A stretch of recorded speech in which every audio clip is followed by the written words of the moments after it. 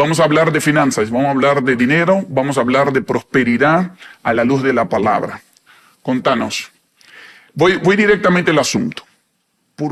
¿Cómo hacemos un equilibrio de hablar de finanzas cuando ustedes que ya recorrieron muchos años, nosotros no tenemos tanta experiencia ministerial, pero con los años hemos visto los dos extremos? Por un lado, cuando hablan de dinero está el voto de la pobreza como la mentalidad franciscana, es decir, cuanto más pobre, más espiritual.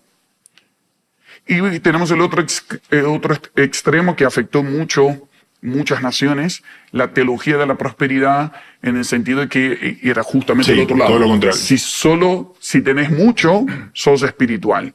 Entonces, hoy Dios nos está llevando a una madurez, de decir, el dinero no es malo, la prosperidad está en la Biblia, y hoy vamos a hablar sobre la prosperidad bíblica, pero ¿cómo debe ser nuestra relación? ¿Cómo debe ser una relación sana con el dinero? Comenzamos con eso, ¿qué les parece?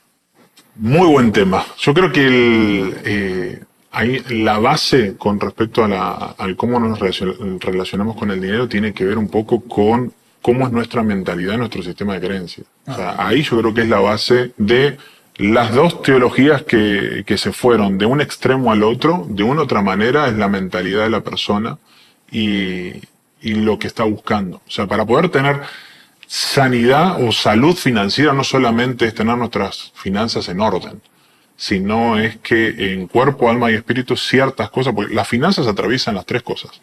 Muy interesante. El dinero, o sea, un problema de dinero, nosotros decimos siempre que un problema de dinero no es un problema en sí, eso muchas veces es una oportunidad pero la realidad es que las finanzas atraviesan cuerpo, alma y espíritu. Por eso decías al comienzo el versículo de 1 de Tesalonicenses 5:23, que es clave. O sea, creo que no hemos prestado atención a que si el alma no está sana o el alma está trabada, hay ciertas cosas en las finanzas que no van a estar resueltas. Muy interesante. Y por ende, nuestra conexión con el propósito eterno va a estar desconectado de una otra manera. Muy bueno, que es cuestión de mentalidad. Yo veo que hay como un dualismo en esta forma de creer, que separamos lo espiritual de lo material, que ese es el pensamiento platónico que se involucró en la teología, como que lo espiritual es lo invisible, lo etéreo sin forma, y eso sí es santo, y todo lo que es material es sucio, carnal y tiene que ser desechable. Pero Dios creó el cielo y la tierra, y Él va a restaurar la tierra.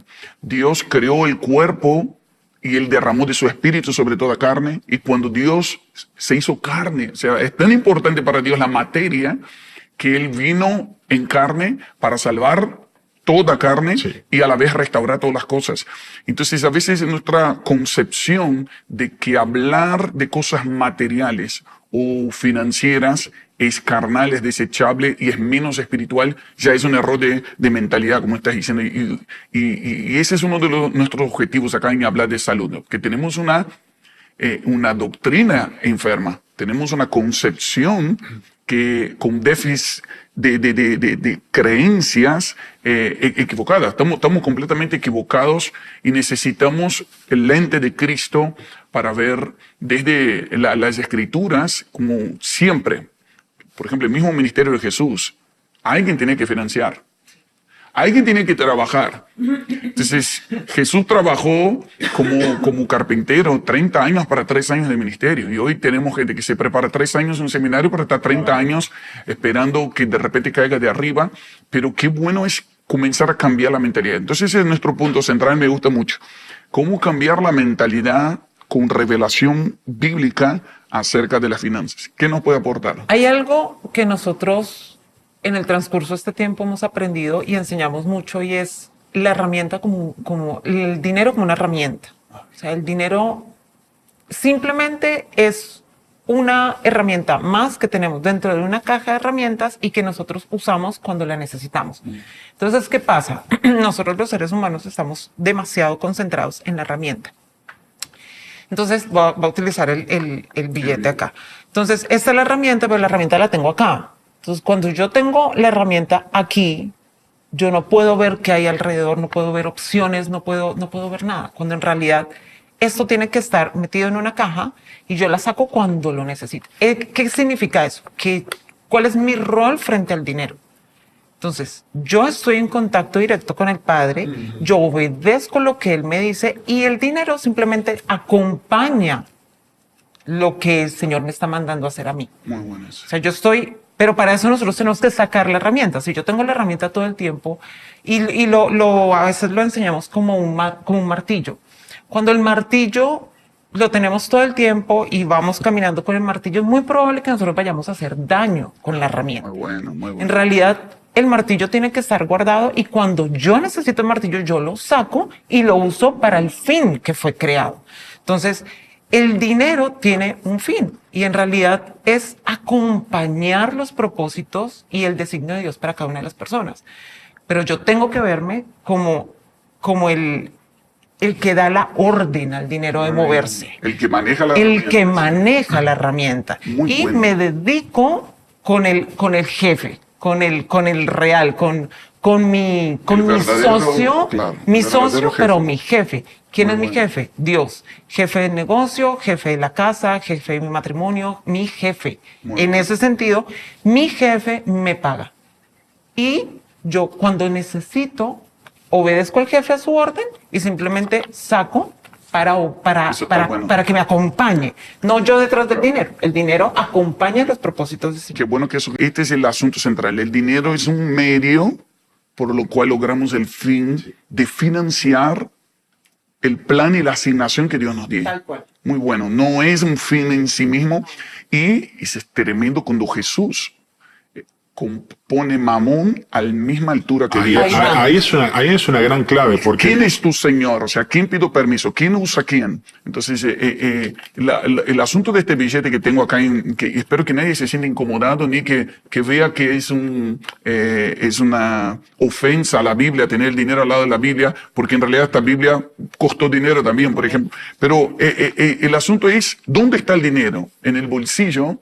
No en el corazón. Es decir, nosotros lo usamos y no el dinero nos usa a nosotros. Yo no pido permiso al dinero para hacer las cosas, sino lo que el Señor me pida, y eso trae libertad. Y mira, queremos establecer un concepto acá de prosperidad, porque esa es otra cosa que se ha dañado mucho. Prosperidad no es tener mucho, prosperidad es tener libertad de tiempo, de recursos y de geografía. Y vamos a dejar eso establecido en toda nuestra charla. O sea, porque hay gente que tiene mucho dinero, pero no tiene Bueno, libertad tiene de libertad, tiempo. sí.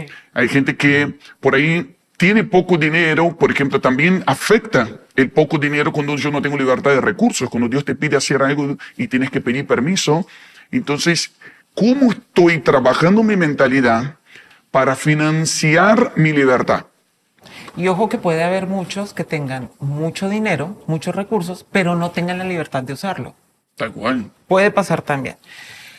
O de darlo. Si Dios te dice, Claro. quiero que siembre 50%. Y no puede. Y no quiere, porque su corazón está atado. Entonces no es libre. No es libre, no hay libertad. y la el falso mensaje que hay hoy con respecto a libertad financiera. Que libertad financiera es independencia y Hago lo que quiero. Y hago lo que quiero. Y en realidad detrás hay una rebeldía hacia El un verdadero sistema que en Señor. realidad Muy bueno. no tiene nada que ver con libertad financiera. Y bien, muchas veces hemos escuchado una bienaventuranza que ha sido quizás mal interpretada o mal leída, donde se dice que de los pobres es el reino de los cielos. Pero lo que en verdad la Biblia dice es bienaventurados los pobres en espíritu, porque de ellos es el reino de los cielos. Mateo 5, versículo 3. Cuando hablamos de pobres en espíritu, no nos referimos a pobreza material, no nos referimos a aquella persona que no tiene recursos económicos, sino nos referimos a una persona que tiene una actitud interna de humildad.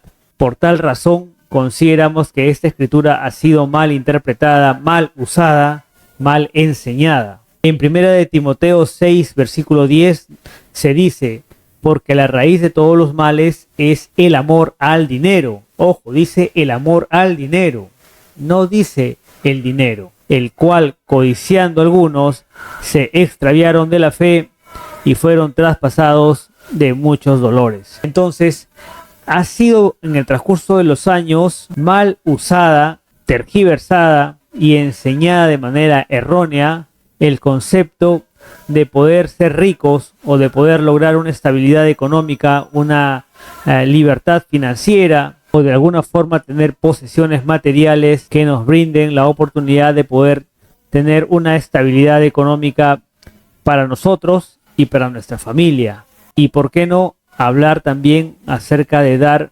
oportunidades a otras personas de también generar trabajo. Entonces, creemos muy fuertemente que las finanzas personales, que el dinero, que el trabajo, que el ahorro, que la inversión no son herramientas alejadas del Evangelio de Cristo. Es más, el Evangelio de Cristo nos enseña a poder ser buenos administradores, a poder hacer buen uso del dinero, e inclusive nos enseñan a poder compartirlo, a poder ser desprendido, con el propósito de poder obtener no solamente favores materiales, sino de lograr favores o bendiciones espirituales. Por tal razón, creemos que la autosuficiencia, que el poder ser emprendedores, que poder ser personas que crean negocios, son personas que van a llevar a la iglesia, que van a llevar a las familias a poder tener el éxito y la riqueza de la cual nos referimos en este canal. No estamos hablando de una riqueza material o una riqueza monetaria, sino a una riqueza en salud, a una riqueza en tiempo, a una riqueza en amigos, a una riqueza en servicio, porque no existe un hermano que pueda dedicarle su vida a Dios mientras está pasando necesidades económicas, mientras está pasando necesidades materiales que le impiden poder comer, que le impiden poder vestir y que le impiden poder proveer para su familia. Creemos firmemente, tal como dicen estas personas, que el Evangelio verdadero de Cristo nos fortalece no solamente en lo espiritual, sino también en lo temporal, en lo material, en lo económico y en todos los aspectos de nuestra vida, generando un equilibrio entre lo espiritual y todo lo ya mencionado. ¿Y tú qué es lo que crees? Déjalo por favor en la casilla de los comentarios.